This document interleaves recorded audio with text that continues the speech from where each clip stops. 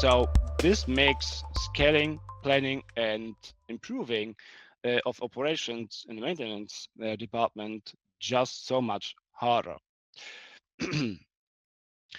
So the time of transformation, what changed from the very moment QRmaint has set foot in DHL?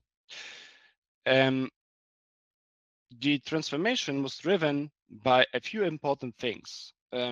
First, the setup was because templates, so the setup of our QMaint system was easy because we have sophisticated templates that help speed things up. So whenever you are speaking about the movement of some data from Excel sheets or from other sources and to implement them into our system, it's really a matter of a fractional operation in time whenever we speak of the whole implementation process.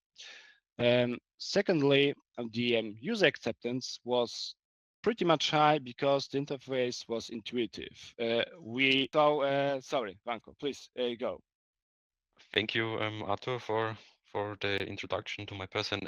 I will repeat one more time. My name is Sandro Vanko, and I'm responsible for the maintenance activities at DHL Express in Austria. And yeah, just to give you idea how our maintenance is looking like, we are now 12 technicians working in my teams across 7 different locations across whole Austria.